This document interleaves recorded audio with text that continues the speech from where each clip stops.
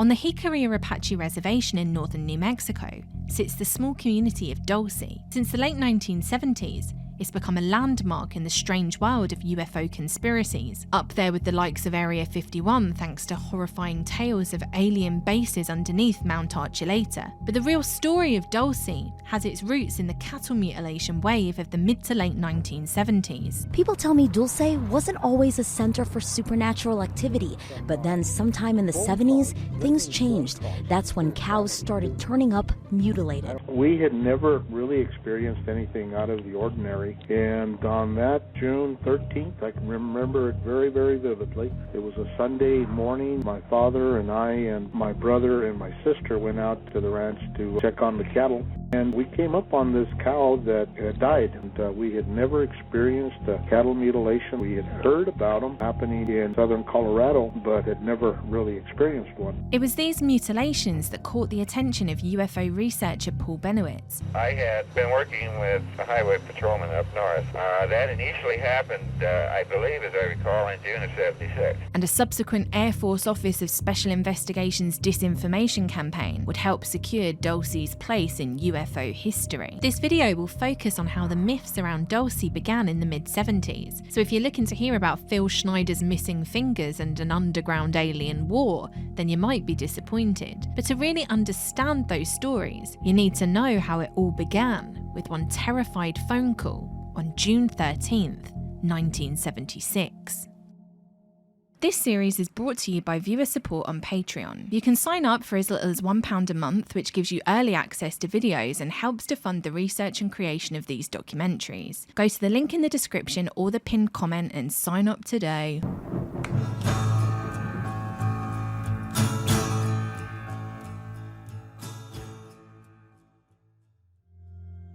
For a cattle rancher, finding a dead animal isn't exactly out of the ordinary, but what Manuel Gomez found in June 1976 was unlike anything he'd ever seen on his property. On the phone to Officer Gabe VALDEZ that evening, he relayed the story of stumbling upon one of his cows laying dead in the pasture, but what took him by surprise was the bizarre and seemingly calculated way in which it had been killed. The Gomez family had homesteaded the Dulce area since the mid-1800s, and according to Manuel's son Edmund, it was the first mutilation that they'd ever encountered on their property. It was a Sunday morning. My father and I and my brother and my sister went out to the ranch to check on the cattle, and we came up on this cow that had died. And of course, you know, the first thing you do is you come up to them and check to see what caused the death, and check the ear tags, check the mouth, see how old the animal is, and try to find out what actually is going on. At 5 a.m. the next morning, Officer VALDEZ and Paul Riley of the New Mexico Cattle Sanitary Board began to investigate. The scene that awaited them was gruesome. The cow lay dead on its right side, and parts of its body had been removed with what seemed to be a sharp object. The cuts were precise, not a spot of blood could be seen on the white hide, and the only other injury was what appeared to be a puncture wound on the brisket. Alongside the grisly carcass, there were more strange discoveries. On the nearby hill, they found 3 depressions in the ground, about 6 feet apart, followed by a series of small suction cup-like imprints that led to the mutilated animal. Tracks of the cow showed where she'd struggled and fallen.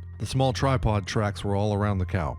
Other evidence showed that the grass around the tripods, as they followed the cow, had been scorched. Left behind in the indentations was a yellow oily substance that nobody could seem to identify. It was all very bizarre, to say the least. When Manuel Gomez had called the night before, he'd made it a point to note that the dead cow's ears were still intact. But now, just a few hours later, the left ear appeared to have been cut off. And if all that wasn't odd enough, he also found circular impressions over the top of his tyre tracks from the day before. Had he interrupted the mutilators the first time round? And did they come back that night to finish the job and take the cow's ear? It might sound a little far-fetched, and some might say that a missing ear could be the result of predators, but that was the conclusion that the 3 men came to as they inspected the mutilated animal. We found that some type of aircraft landed and scorched the grass. We say aircraft, but we don't know what it could be. Something landed there. The case made the local news, hitting the headlines of the Santa Fe New Mexican just a few days after the carcass was found. The story attracted the attention of a local radio DJ named Zane Blaney, who called Valdez to find out more about the strange mutilation. Determined to crack the case, Valdez asked Blaney whether he knew anyone that could come and test the site for radiation, and it just so happened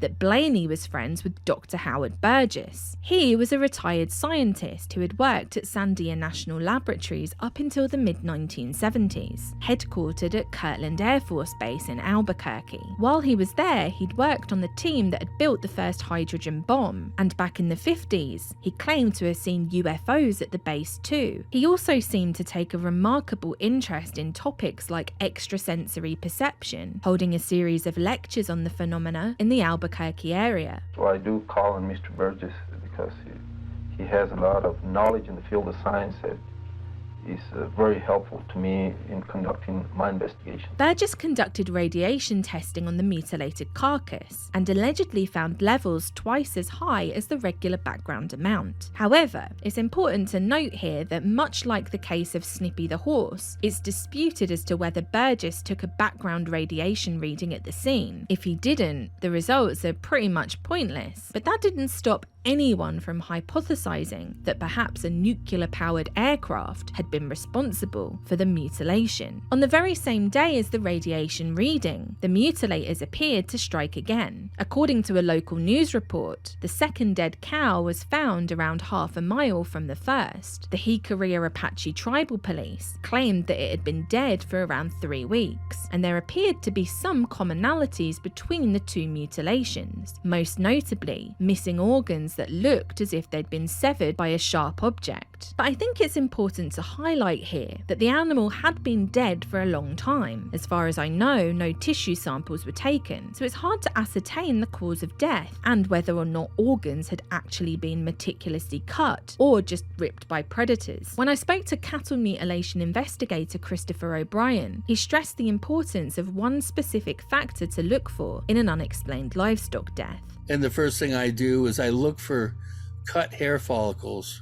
Nothing in nature is going to cut hair in a straight line. If I find that particular thing, then that is pretty much a slam dunk indication that somebody with, intelligence and with a tool was able to make the incision, cut the hide, cut down through the flesh, and in doing so, they cut the hair follicles. Animals, when they tear, and scavengers, let's say, tear up a carcass out in the West, they tear between the hair follicles. They don't actually cut the hair. I don't know how many of these Johnny-come-lately investigators that have been tramping around claiming to be cattle mutilation investigators. I've been trying to get them to look for this, but not one of them I've ever heard mention cut hair follicles. And to me, that's a litmus test. If you find that somebody did that with prejudice and with intelligence and with tools to create those wounds. I'm not sure whether any of that was taken into consideration, especially considering that these mutilations occurred right at the very beginning of the phenomena. But Gabe Valdez did write a series of incident reports that are worthy of further scrutiny. What you want, what you want, what you gonna do? The incident report on the Gomez Ranch mutilation wasn't written up until the end of 1976, in which Gabe Valdez claimed that he had investigated approximately 23 cattle mutilations in the state of New Mexico within the last 16 months that all seemed to carry the same patterns. The target always appeared to be the animal's lymphatic system, and he wrote that one of the mutilated cows had a high dosage of atropine, a tranquilizing drug, in its blood system. But here's the thing, atropine isn't actually a tranquilizer. It's a tropane alkaloid that can be found in a toxic plant called Atropa belladonna. So it's quite possible that the cow Gabe Valdez was referring to had eaten a toxic plant and died from it. The details in the incident report are incredibly vague, and they're written months after the fact. There's limited information on the mutilations that Valdez was referring to, and it does make it incredibly difficult to figure out exactly what the timeline was. The mid-1970s saw a huge wave of mutilations across the American Southwest, often accompanied by helicopter sightings and mysterious lights in the sky. Between October and December 1975, northern New Mexico was hit hard with at least 16 cases, and there were all manner of explanations for what was causing them, from simple predators and neglect to environmental testing and psychological warfare, and, naturally, aliens. Extraterrestrials had been shouldering some of the blame for the phenomena ever since the infamous case of Snippy the horse in the San Luis Valley. She was the first mutilated animal to be connected to flying saucers, and I covered her in the first part of this series. If you haven't watched it, I highly recommend you do, because there's a lot of overlap and lots of connecting rabbit holes. And Dulce is just over the western border of the San Luis Valley. It's very close. Yeah. As the crow flies, it's about 40 miles away. So, you know, we're talking about a region that has reoccurring reports that are reminiscent from one side of the mountains to the other. There were so many cattle mutilations plaguing the state of Colorado that the Bureau of Investigation eventually got involved in 1975. They brought in the State University's College of Veterinary Medicine, and out of the 19 cases examined there, almost half were determined to be willfully mutilated with a sharp instrument. The governor of Colorado, Richard Lamb, would go on to say that the mutilations were one of the greatest outrages in the history of the Western cattle industry. These unexplained livestock deaths dominated the newspapers, and the Gomez family were well aware of the phenomena too. Oh, I knew all about the mutilations before we ever had one here.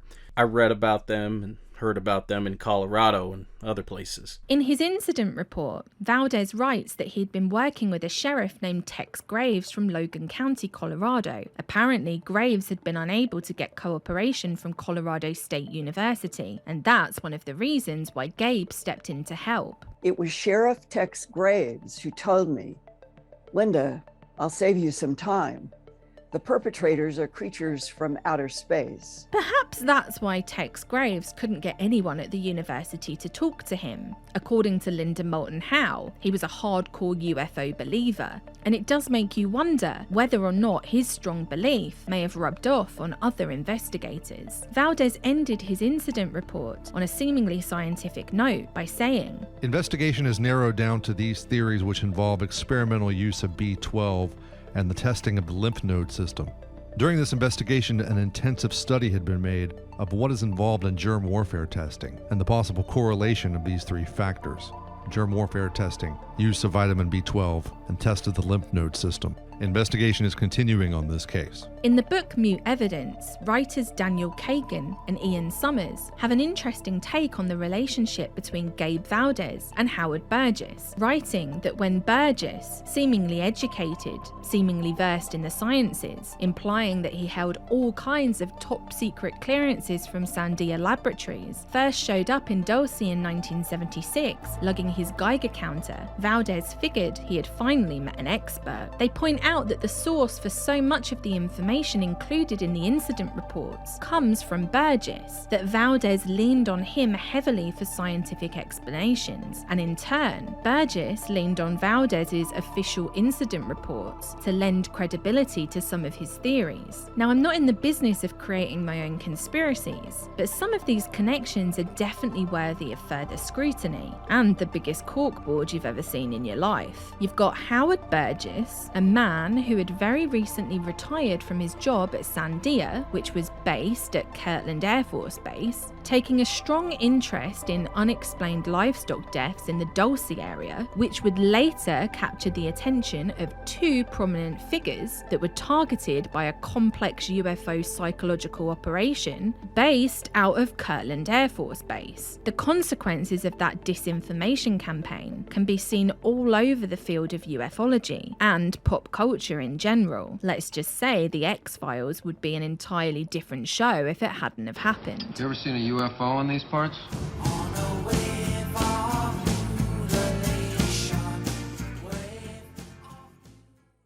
At 7:30 a.m. on the 24th of April, Gabe VALDEZ received another frantic phone call from Manuel Gomez. He'd last seen his 11-month-old bull the evening prior. It was seemingly happy and healthy, but by 3 a.m., it was dead. 1977 had been a seemingly quiet year in Dulce on the cattle mutilation front, but now it seemed like the mutilators had struck again, and this time, things were going to get a lot stranger. The cuts on the animal appeared to be surgical, and there was light pink blood in its nose, but that wasn't all. There were visible bruises on the brisket area of the animal, almost looking as if some kind of strap had been used to lift and lower it. VALDEZ found what he claimed to be 4-inch round footprints, and he even went so far as to write in his report that the footprints led to the animal and back 100 feet, where they apparently returned to a hovering aircraft. But how did VALDEZ know that an aircraft was there? In his book Dulce Base, his son Greg writes that it had become common to see strange lights and unmarked helicopters on Mundo Ridge, directly behind the Gomez property. A visitor at the Gomez ranch claimed to have heard a low-flying aircraft the night of the mutilation, but there wasn't any definitive proof that one was there.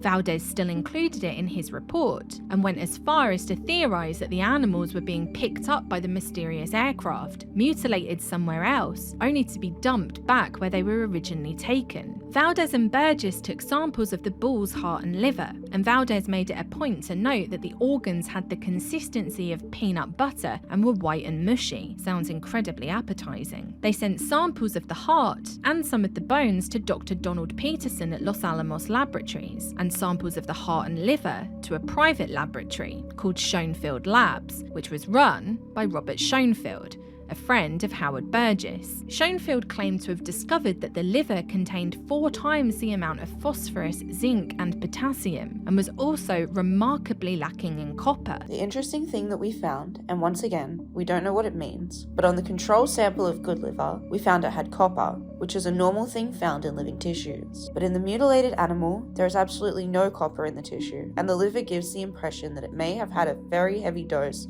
of microwave radiation. At Los Alamos, however, the findings were less than spectacular, and Dr. Donald Peterson would claim that it was difficult to draw definitive answers because the samples had been frozen, a charge that VALDEZ emphatically denied. I don't even think they tested those samples. Howard Burgess says they couldn't have.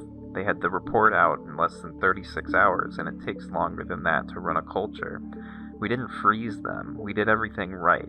They made us look like fools. Just 4 days later, another bull was found dead on the Gomez ranch, although it had actually been dead for around 5 days and was badly decomposed. The incident report said that no tracks were detectable and no samples of tissues were taken due to the state of the carcass. The next mutilation took place at the beginning of May on the ranch of Raleigh Tafoya, the chief of the Jicarilla Apache Tribal Police, just over 20 miles away from Dulce. Like the other cases, the organs appeared to have been removed with surgical precision, and light pink blood was found around the nose. The animal's left front and rear legs had been broken, and VALDEZ wrote in his report that this indicates that the animals were lifted by their extremities. Those 4-inch diameter round marks made an appearance again, this time around 600 yards from where the animal was found. Howard Vigil, a rancher in Dulce, was to become the next target of the mutilators. On the 28th of May, he found 2 of his cows dead, and I probably don't need to tell you that the organs were missing, or that pink blood was found. We're starting to see a pattern here, right? Or at least I hope you are if you're paying attention. Both of the cows had their left front and rear legs broken too, and VALDEZ wrote that there was evidence of turbulence from aircraft apparent at the scene, although I'm not entirely sure what the evidence actually was. About 2 weeks later, poor Manuel Gomez was struck again. You won't be surprised if I tell you that the legs were broken, that there was pink blood, and that there was missing organs. But I do think that we should go through this checklist in a little more detail. Firstly, the broken legs. According to an article by David Perkins, VALDEZ discovered the legs were broken by maneuvering the left front and hind legs, and at one point even kicked the back of a mutilated animal to show that its back had been broken. These aren't exactly foolproof ways of proving broken bones. Secondly, the pink blood. Howard Burgess would hypothesize hypothesized that radiation was releasing copper from the animal's blood, resulting in a watery, slightly pink color being found. But this was disputed by scientists, one of which said that Burgess obviously doesn't know a whole lot about the metabolism of trace elements in animals. As for the missing organs, it's important to remember that predators will eat tongues, udders, and other unsavory parts of a deceased animal. When one of these cows die, their bodies become bloated and certain parts protrude. I think you know what parts I'm talking about. I don't need to spell it out for you. These become tasty treats for birds and coyotes. But I do want to be clear,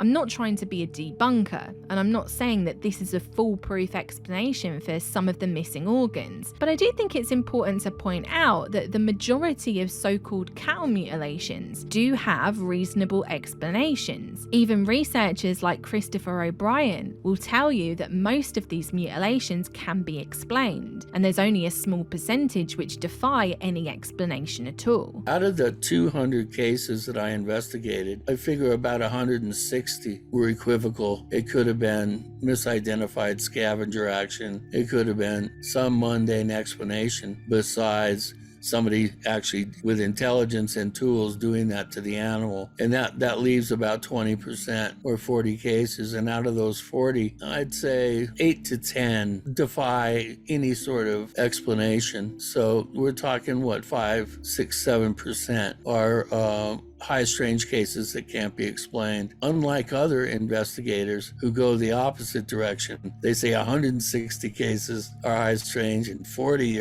are equivocal. I'm more skeptical and a little more jaded now. I've tempered my enthusiasm with an amateur education in forensic science, and I let my experts tell me what we're looking at here, and I don't go out on a limb and make pronouncements. VALDEZ also claimed to have found marks visible on the lower left rear leg of the animal, and to him it was a sign that some sort of clamp had been used to hoist the cow into the air and ferry it away for mutilation. Again, it's hard to ascertain what the truth is because the evidence is an incident report, and the marks on the leg could have been anything. But he did also note that one of the cow's horns had broken off into the ground, possibly on impact after being unceremoniously dumped from a hovering helicopter. Although they're disputed, I don't think that VALDEZ's theories about cows being taken were necessarily that out there. By 1978, it really did feel like unexplained livestock deaths were starting to ramp up. Poor old Manuel Gomez seemed to be pulling the short straw, a constant target of the mysterious mutilators. Could it be that someone or something was picking him specifically? And if so, how are they identifying the unlucky animals?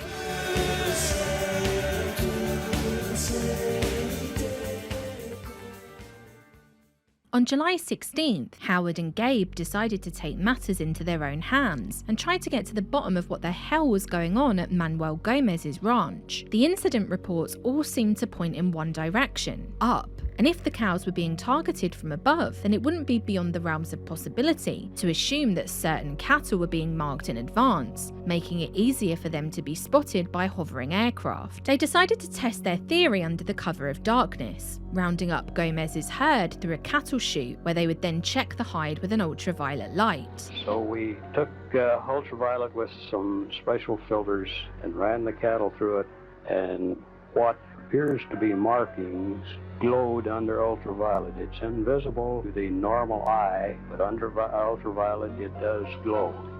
Then we removed the hair from the region that does glow, and we removed a control sample. We took these to the lab and had chemical checks run on them. It looked like Burgess and VALDEZ were right. The mutilators really were picking out cattle in advance, or were they? In the book Mute Evidence, the writers point to a September 1974 issue of Aviation Week and Space Technology, which discusses the use of laser-activated fluorescent dye being experimented with by the Navy for search and rescue operations at sea. Of course, That's a far cry from marking cattle for mutilation in northern New Mexico, but it does prove that the technology existed. On the other hand, veterinary pathologist Dr. John King was quick to point out that there are plenty of different materials, including dyes, grease, oil and glues, that are fluorescent. We don't notice them because we're not going around flashing a UV light everywhere. That stuff most likely got on their hides that way, by accident. It could even have come from the chute they ran the animals through when they conducted their tests. Old Bob Schoenfield at Schoenfield Labs found that the levels of potassium in the hides that had been marked were 70 times higher than a control sample, but whatever it was never identified. Later down the line, other chemists would look at these test results and say that they were within normal limits, but for Gabe Valdez and Howard Burgess, it was an incredibly important discovery. However, it wasn't until they found out about another incident that their theories started to take on an even stranger shape. To TAOS, Pueblo. On the 2nd of July, 130 miles from Dulce, and exactly 2 weeks before the UV experiment, members of 3 families in the small community of TAOS witnessed a peculiar light in the sky.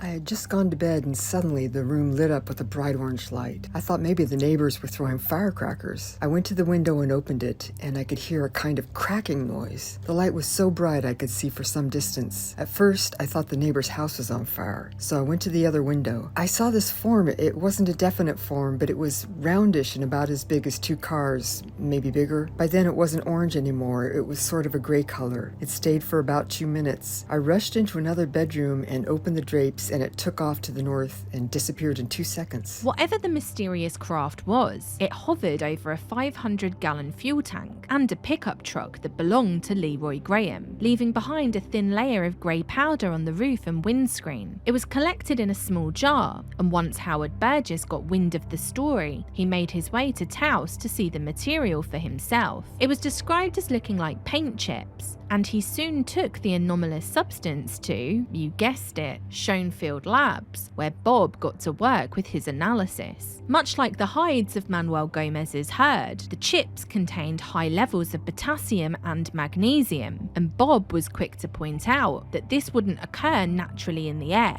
that it must have been moved by something or someone. The story of the TAOS flying saucer got written up in a small booklet by a local artist named Peter Wood, and it's incredibly difficult to find. However, it did get a mention in the TAOS news, and it references a police officer's description of the craft as sophisticated and something unavailable to humans. Could this peculiar UFO sighting be linked to the mutilations that had been plaguing Dulce? It seemed like a distinct possibility, especially given the witness reports of orange lights over the Mundo Ridge. But believe it or not, Manuel Gomez was about to uncover something even more peculiar.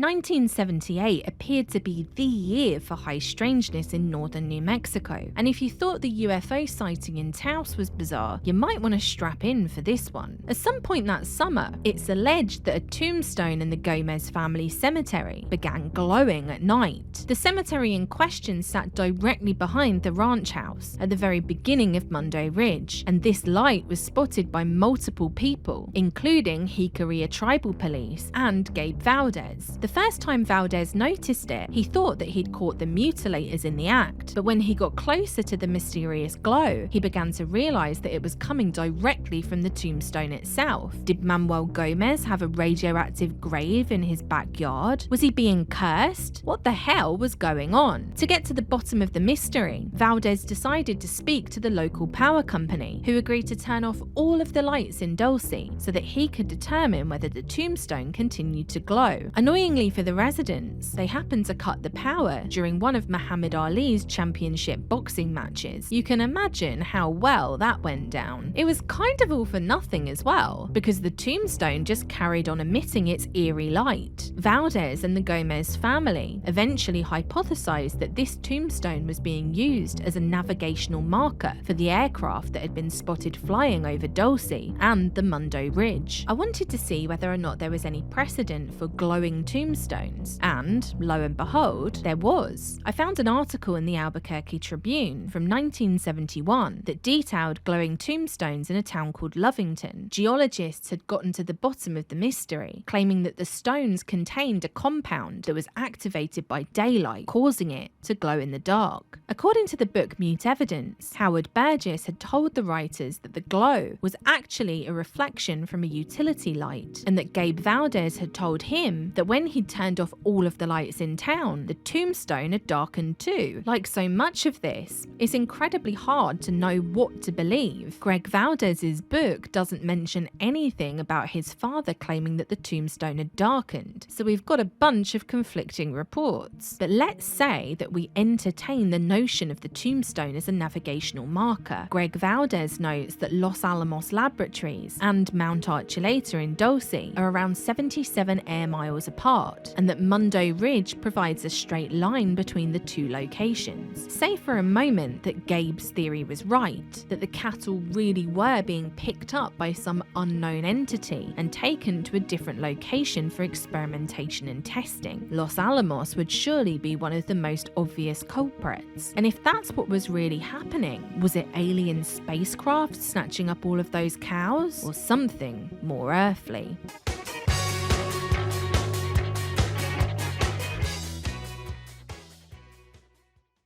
If you mention the words black helicopter to someone, you're most likely going to be met with confusion or derision. Over the years, stories of people spotting unmarked and deathly quiet helicopters have been conflated with New World Order flavoured conspiracies and militia movements. If you believed in them, then you're a crank and not to be trusted. But these sightings of black helicopters have their origins in the cattle mutilation phenomena, with many ranchers purporting to see them either before or after an unexplained livestock death. So, were all of them lying, or was there really something strange in the sky? In the 1960s, the Hughes Tool Aircraft Division sold a bunch of helicopters to the city of Los Angeles, which were then flown around at low altitude, annoying the hell out of just about everyone. The city got a bunch of complaints about them, so they went back to the company and said, you either make these things quieter or you give us our bloody money back. Not wanting to lose out, the company began working on a way to reduce the noise in the helicopters, and they just so happened to attract the attention of the Advanced Research Projects Agency, now known as DARPA, who conveniently were on the prowl for contractors to make quieter aircraft. What a coincidence! What they created was dubbed the Quiet One, and it had been modified so much that it barely sounded like a regular helicopter. They began testing the aircraft in the early 1970s at the infamous Area 51 and other locations in California. Naturally, the CIA were interested, ultimately buying 2 of them, and in December 1972, the Quiet One took its first flight as part of Air America, the CIA's very own airline and former employer of John Lear, a man who we'll come to be very familiar with in future episodes. According to available records, one of the helicopters was used as part of a wiretap mission in Vietnam, and the other was destroyed. The remaining helicopter was transferred to the Pacific Corporation, which was a CIA holding company that included Air America amongst its affiliates. According to Fletcher Prouty, Air America had the capability to maintain aircraft of all kinds, and more than that, it could make parts for most of its own aircraft. He also said that Air America could build complete aircraft in order that it could create a totally sanitized airplane with no serial numbers. And although he wasn't specifically referring to the Quiet One, there's a strong argument to be made that once CIA's Air America got hold of the technology, they could duplicate it and create their own totally sanitized versions. So essentially, they could have an entire fleet of stealthy black helicopters making a mere murmur in the sky, with nobody being any wiser. It's important to keep the timing in mind too. This was an aircraft that was being flown in the early 1970s, just a few years before the New Mexico mutilation wave got going. It's also around the same era as Lockheed's Hopeless Diamond, which would later make way for the F-117A stealth aircraft. This is a time period where stealth technology was being actively experimented with by the military. Is it really that out there to think that cattle ranchers were actually seeing almost silent helicopters in the sky? And is it too credulous to believe that these aircraft were somehow involved in these highly strange livestock deaths? I would argue no on both counts, even though I do feel skeptical about so much of the cattle mutilation phenomena.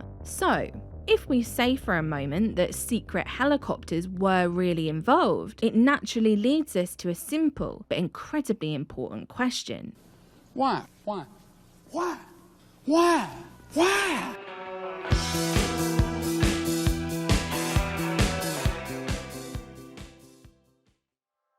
After killing over 200,000 people in Japan in August 1945, the United States made the bold decision to utilize the power of the atomic age to, in their own words, promote world peace, improve the public welfare, and strengthen free competition in private enterprise. The United States would seek more than the mere reduction or elimination of atomic materials for military purposes. It is not enough to take this weapon out of the hands of the soldiers. It must be put into the hands of those who will know how to strip its military casing and adapt it to the arts of peace. They achieved this lofty goal by, among other things, partnering with Quaker Oats to feed disabled children radioactive oatmeal, exposing prisoners at Washington State Penitentiary to extreme levels of X-ray radiation, and by detonating 35 nuclear warheads as part of Operation Plowshare. He sees the potentials and he sees the problems. To investigate both and to develop the technology that will turn potentials into realities, the United States is conducting, for the benefit of all nations, a program it calls Plowshare. On December 10th, 1967, just a few months after the infamous Snippy the horse was found mutilated in the San Luis Valley, the Atomic Energy Commission delivered an early Christmas present to the residents of northern New Mexico by detonating a 26-kiloton nuclear device to create an underground gas reservoir in the Carson National Forest. GASBUGGY was one of several gas stimulation experiments the Plowshare program performed. Geologists were aware of the presence of natural gas in very tight geologic formations. It couldn't be accessed or extracted economically with conventional methods.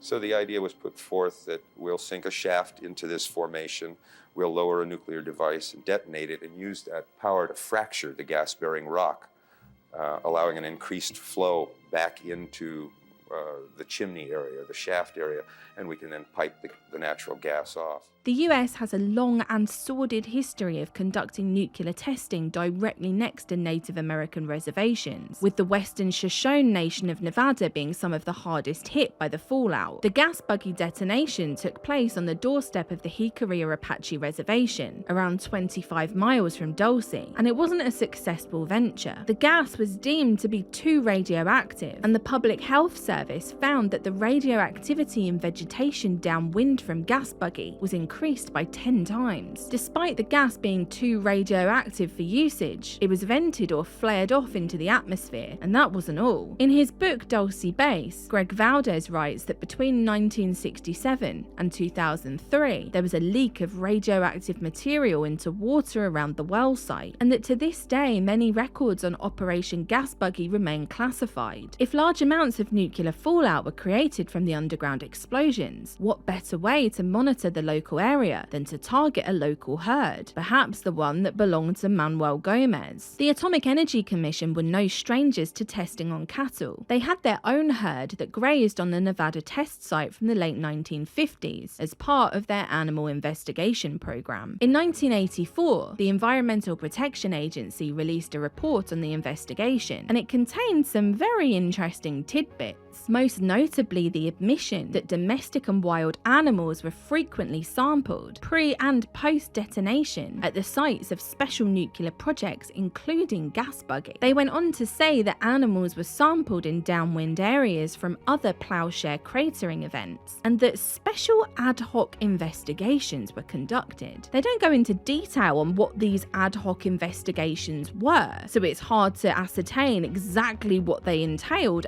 and exactly exactly where they took place. While it's not exactly smoking gun evidence, it does stand as proof of animal testing in northern New Mexico, and it also offers a much more plausible explanation for the cattle mutilations and strange aircraft that plagued Dulce than grey aliens and UFOs. Now, of course, debunkers will be quick to point out that GASBUGGY is a fair few miles from Dulce, but I would argue that if you're trying to ascertain the effects of potential nuclear fallout in the surrounding community, then it makes sense to go a little further afield. They'll also say things like, why don't the government just buy their own cattle and do their own experiments? And, in the case of the Nevada test site, we know that they did. However, if you want to monitor animals that will eventually make their way into the food supply chain, then you again might want to look a little further afield from your own herd of cattle. To me, it makes sense to target animals that will eventually end up on a dinner plate. That way, you're going to have a much clearer idea of how irradiated the beef supply is. And you can also keep an eye out for any number of pesky diseases. But to be clear, it's just a theory, albeit one that feels incredibly believable, given what we know about not only the secrecy of certain organizations, but a long-standing history of covering up the effects of deadly radiation.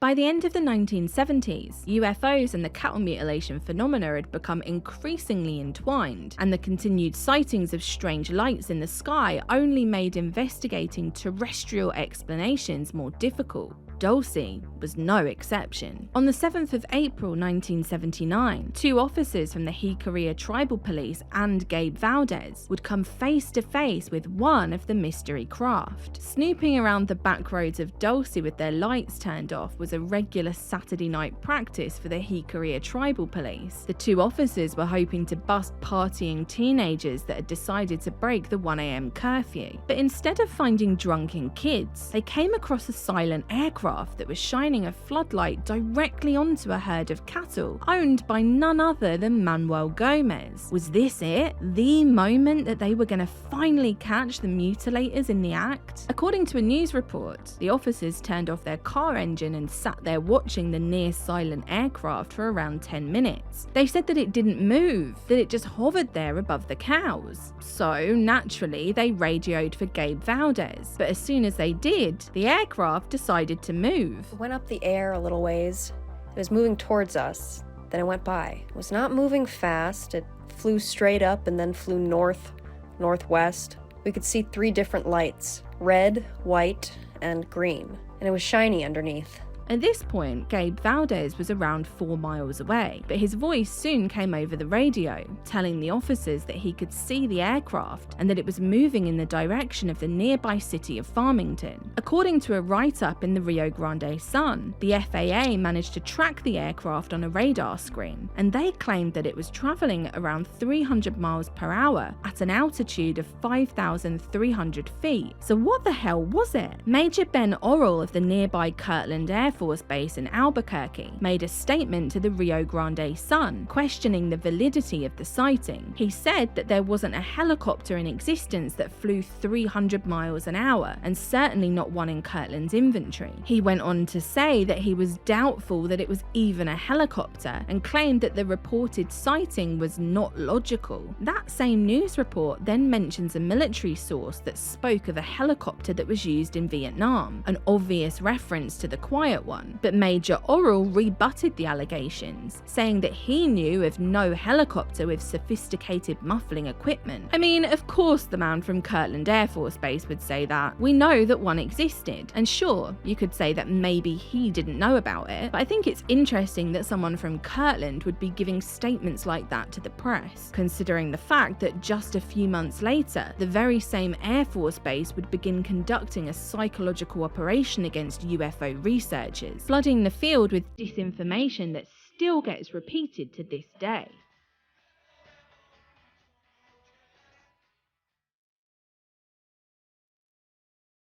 Psychological warfare and societal programming was another theory put forward by mutilation researchers, and again it has historical significance. Superstition and belief in the paranormal has long been exploited by intelligence agencies and the military, from Operation Wandering Soul in Vietnam to General Lansdale's fake vampire attacks in the Philippines. In his series on Bosko Nedeljkovic, another strange figure connected to UFO PSYOPs, writer and researcher Tanner Boyle notes, both of these operations weaponized local supernatural folklore, superstitions, and cultural beliefs. Other purported psychological operations of the time period, albeit across the globe, also made use of belief in the paranormal, or at least inadvertently created paranormal narratives that would stick around. Operation Wandering Soul and the fake vampire attacks are just two operations that exploited folklore and superstitions as part of a psychological warfare campaign. And I don't think anyone is naive enough to think that they know the full scale of military and intelligence psyops, many of which I'm sure are unfolding as I speak. Call it spacecraft if you will. On the forum Something Awful, a poster named Atrocious Joe highlighted a part of Christopher O'Brien's book Stalking the Herd, where he writes about astronomer Frank Drake and a strange report from his time in Puerto Rico in the 1960s. According to Drake, a guard at the Arecibo Radio Telescope complex where he was based had claimed to have seen what he believed to be a vampire, and just 48 hours later, a cow on a nearby farm was found dead, with all of the blood drained from its body. To combat the fear amongst his guards, he began increasing the amount of garlic in the food prepared on the complex, and Atrocious Joe notes that he legitimated the story with his actions. He didn't combat the superstition, he reinforced it. Drake would go on to say, on the very same page, that they then faced a more palpable threat from a group of radical political activists, and that he was in regular communication with an FBI agent who would warn him of impending attacks. Now, could it be that this supposed vampire sighting, and a cow supposedly drained of blood, were attempts to whip up hysteria amongst the guards that could then be exploited further? Who's to say that the cattle mutilation phenomena in the United States wasn't exploited as part of an intricate psychological operation, one designed to send a certain section of the population spiraling into dangerous levels of paranoia and fear? It affects the segment of the population that is probably the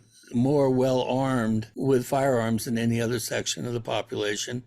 They also are the most radical right-wing section of the population, ranchers and farmers. What a perfect way to do societal programming, by keeping them in a place of fear, by using this terror tactic to keep them in their place. The mid-70s saw the publishing of the Church Committee's report into intelligence agency abuses. They found that the domestic activities of the intelligence community infringed on the constitutional rights of American citizens, and that's putting it lightly. In this era, the wider public discovered the existence of programs like MKUltra, Operation Chaos, and COINTELPRO, although the full extent of those programs is still very much unknown. These revelations led to a well-deserved mistrust of the intelligence agencies and the government at large. Distrust had been growing amongst ranchers, thanks to turbulent economic conditions and incidents like the Skull Valley sheep kill, where the US Army decided to spray a nerve agent out of an aircraft that led to the deaths of around 6,000 sheep. In the 70s, a series of environmental laws were passed by the federal government to protect public lands. They contained restrictions on cattle grazing, which led to anger from the ranching community and ultimately set the stage for what became known as the Sagebrush Rebellion. Michael J. Goldman writes in his paper Wave of Mutilation, "The hostility small ranchers showed toward the federal government during the mutilation scare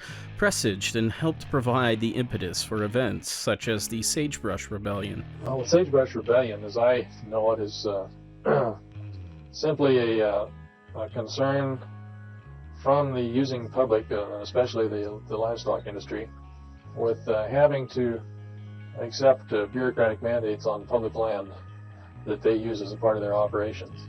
And they, being a very independent sort of people, prefer not to have to answer to anyone with regard to their management decisions. Simply put, they would prefer to own that land, and it was an initiative that was designed to, first of all, to acquire those lands for private ownership. Of course, this dispute between ranchers and the government was stoked by oil and gas companies that saw an opportunity to gain unfettered access to public lands. Well, it turned out the Sagebrush Rebellion, including the pitchforks, which they all used to wave on television, was bought and paid for by the big extractive companies. The Sagebrush Rebellion became a facade for other interests working behind the scenes to gain access to the resources on public land. At the same time, there was this massive rush by the oil and gas companies to open public lands. Interior Secretary James Watt allowed the land to be leased at fire sale prices. The low prices allowed coal companies to make windfall profits. The growing dissatisfaction among many ranchers concerning government intrusiveness and restrictive policies, such as environment conservation and tight regulations regarding public land use, found a release in the response to the mutilation episode, with ranchers venting their frustrations by taking direct aim at the federal government. In his book Messengers of Deception, Jacques Vallée argues that it's not the phenomenon itself, but the belief it has created, which is then manipulated by human groups with their own objectives. Or could it be manipulated purposely by people who have the technology to simulate UFO sightings? And people say, well, of course not. Who would do a thing like that? Well, I would remind you that during the Watergate investigation, it was discovered that there was a plan originated in the White House to surface a submarine off the coast of Cuba and paint the second coming of Christ over the island of Cuba using holograms, which is well within our technology today. The idea was that since there is a large Catholic population in Cuba, they would be so upset by this vision that this would saturate the communication channels, the telephone system in Cuba, long enough for an invasion to take place.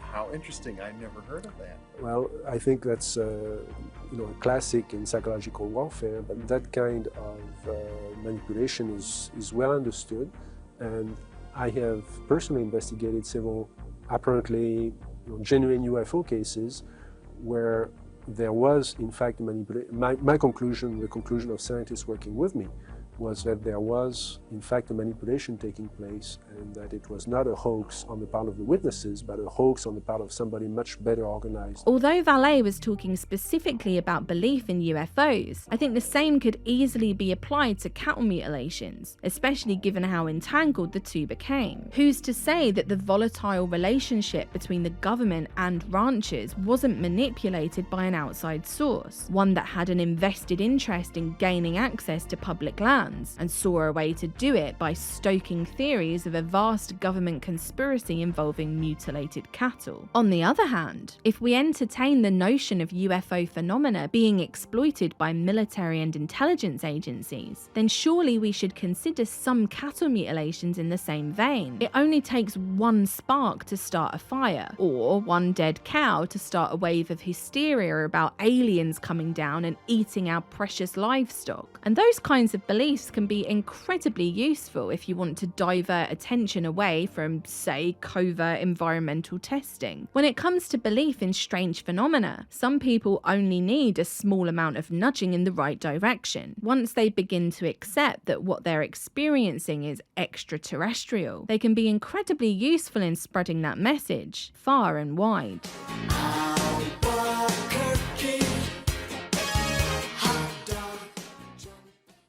Before he entered the world of politics, New Mexican Senator Harrison Schmitt had been part of Apollo 17, the last of the Apollo missions, becoming the 12th person to step foot on the moon. I came to Albuquerque today to tell you something that I now realize is absolutely unnecessary to tell you, and that was how lucky you are to have a senator like Jack Schmitt. You already know that.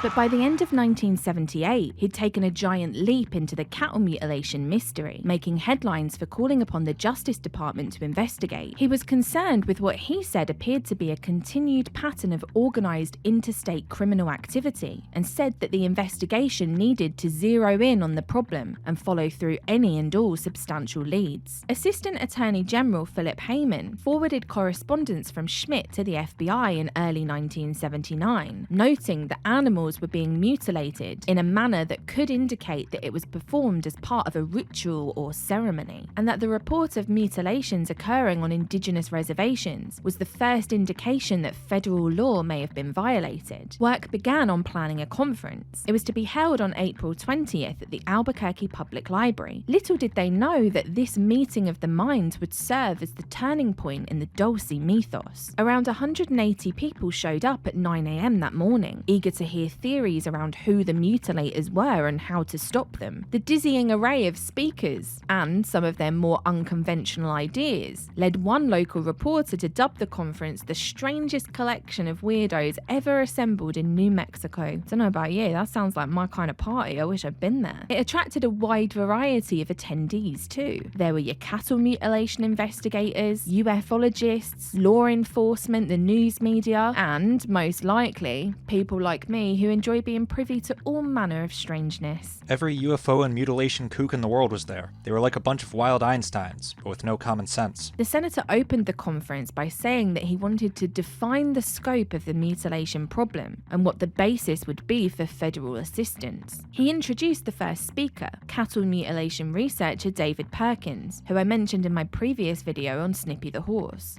I put out a paper back in those days called Proximity Relationships. And it got some news play, and the headline was "Spokesman Says Mutilations are Test Animals for Radiation," or something like that. That was me. So I spent a long time, and I had this map, which I actually took to the Schmidt conference, which was this big board with a map of the US and Canada, and I had pins in it for all the mutilations. Now, UFOs weren't the sole focus of the proceedings, and many researchers, Perkins included, put forward strong evidence and arguments for why the mutilations deserved further research, evidence which continually pointed to human involvement instead of aliens. Tom Adams, a researcher from Texas who published the newsletter Stigmata, presented his evidence on the presence of unidentified helicopters at mutilation sites. There was Dr. Peter Van Arsdale from the University of Denver, who urged investigators to discount theories about satanic cults and little green men. And Gabe Valdez and Manuel Gomez were there, relaying the mutilations that had been plaguing Dulce, putting an emphasis on the mental anguish that it had caused the Gomez family, dubbing the whole thing Cattlegate. But then there were people like James J. Hurtak, who was a good buddy of Andrea Puharich, connected to the Stanford Research Institute, the Council of Nine, and he was one of the first people to push the idea of a face on Mars. And that's barely touching the surface of that guy. According to Mute Evidence, he addressed himself to the ancient legends of visitation to the Earth by sky people, and perhaps his appearance at the conference was what inspired Tom Adams to write in the fall edition of Stigmata. Other, paranoid or reasonably justified, observers have proposed that the conference was designed to embarrass the sincere and legitimate mutilation investigators by sprinkling the meeting with bizarre, dubiously relevant presentations and information. This would make it easier for the media and the public to reject the whole matter by throwing the baby out with the bathwater. How UFO researcher Paul Bennewitz came to be a target of the Air Force Office of Special Investigations is still a matter of speculation, but many point towards his attendance at the Schmidt conference. His name appears on a list of attendees, and that's where it's alleged that he met Gabe Valdez for the first time and became embroiled in the strange goings-on at Dulce. It had been expressed, I think, that he had had an interest in the subject of UFOs and whatnot going back for a long time before that, which, not that that's a surprise, but I wouldn't be surprised if it was the idea that by the time the cattle mutilation phenomena began to come out, and it happened to be a few hours from his neck of the woods, it made it convenient for him to pursue that, that idea of it, especially with the UFO sightings or lights being reported. And almost certainly that's what led him to drive up to the area and attend the CBI conference. I don't recall exactly where it was at the time, but he attended it, and apparently that was perhaps where he met Gabe Valdez, and I'm sure Gabe Valdez's name was known to just about everybody involved at the time. It was Paul's meeting with Gabe Valdez that would eventually lead to the stories of an underground base at Dulce. Apparently, it was shortly after that, or having met Gabe Valdez, that he had arranged to do a drive, I guess a nighttime drive around, the patrol or whatever Gabe Valdez was doing. And Paul went up there to the area where Gabe was stationed in the Dulce area and rode around with him on a night, on one of his night patrols, and apparently saw some unusual things. I don't recall that there was a clear description of exactly what was seen, but light, strange things that certainly piqued Paul's interest. Up until this point, there had just been a series of mutilations and strange events, but things were about to take a much darker and sinister turn when Bennewitz took to his roof towards the end of 1979 and began photographing strange lights above Kirtland Air Force Base. I was just wondering, like, when did you first become aware of him? Because some people have speculated that he would have been, again, this is just what I've read in books, that he was somehow kind of targeted or discovered at the cattle mutilation conference that he went to in April 1979. So when did you become aware of him? I became aware of him when he came to the Air Force, right, and told the Air Force that he was photographing strange objects over Kirtland Air Force Base. According to Adam Gorightly's sources Spooks and Kooks, the first reference to an underground alien war at Dulce can be traced back to a letter that Bennewitz sent to Senator Pete Domenici in 1981. Although Bennewitz didn't implicitly state that there was an actual battle between humans and aliens at Dulce, his comments about some type of conflict, or of the humans abandoning the base, appeared to have been enough to plant the seed that later blossomed into a full-scale Dulce firefight. The story of Paul Bennewitz and the disinformation campaign that was mounted against him will be explored in full in a later part of this series, but it's important to mention now because his involvement in the cattle mutilation phenomena was what drew him to Dulce in the first place. The hysteria was at an all-time high. Theories of aliens, cults, and covert government operations were being floated around all over the place. Something needed to be done. Somebody needed to investigate.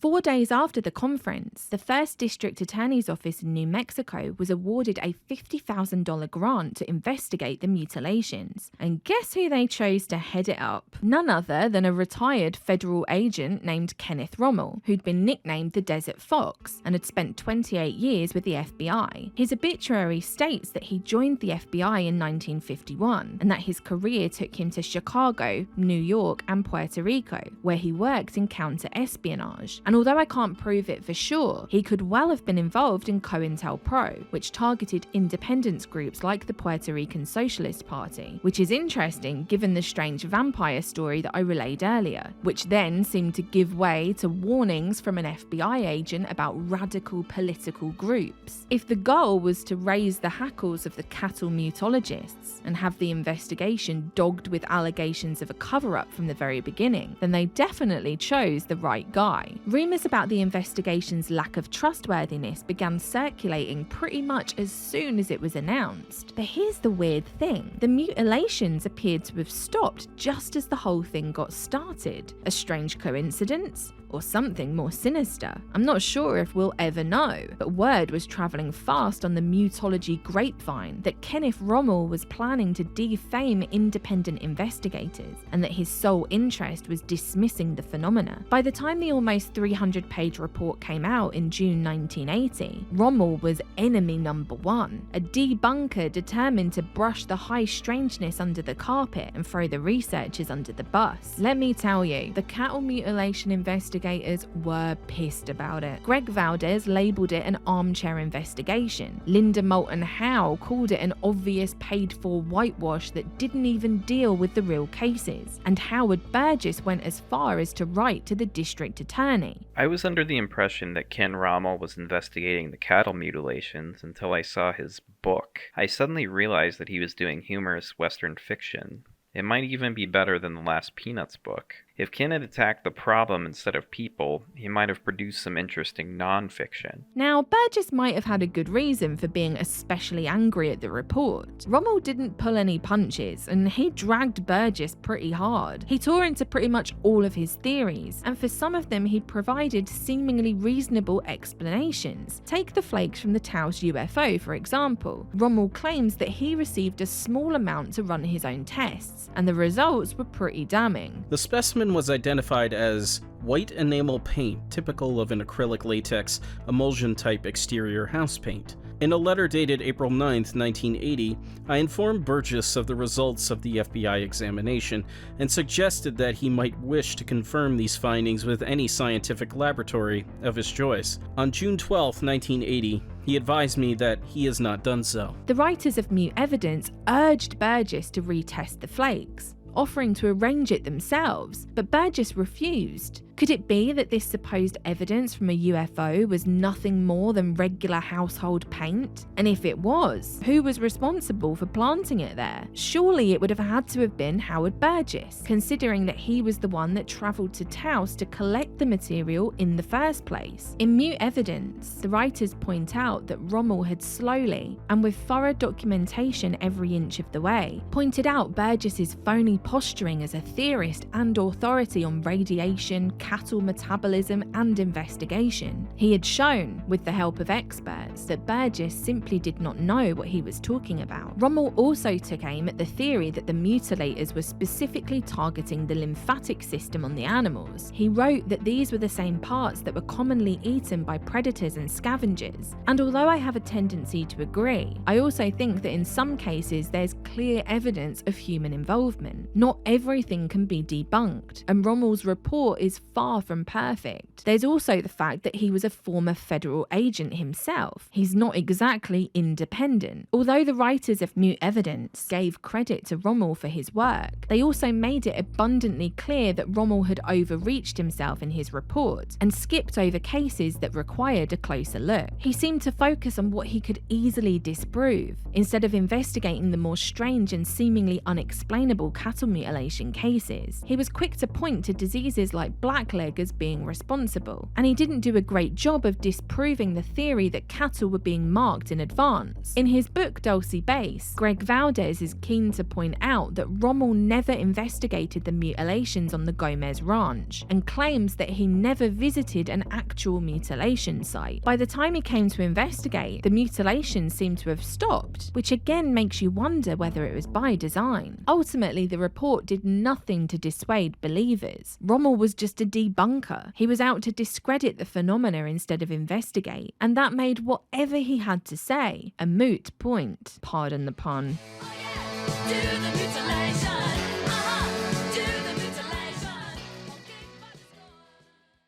By the time the Rommel report came out, the wheels of the Dulce myth had been firmly set in motion. In the eyes of investigators, cows were being picked up and taken somewhere else, but nobody seemed to know where. The release of Linda Moulton Howe's 1980 cult classic documentary A Strange Harvest only added to the noise. And whatever you make of the contents of the documentary itself, it's a phenomenal time capsule with its eerie close-ups on the cored out rear ends of cows and interviews with cops and ranchers, two of which should be familiar by now.